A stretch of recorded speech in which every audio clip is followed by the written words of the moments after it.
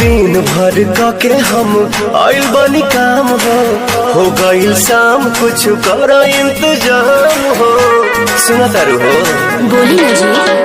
हाँ। दिन भर के हम आइल बनी काम हो गईल शाम कुछ कर इंतजाम हो। दही में दम रही तबे लड़ी गाड़ी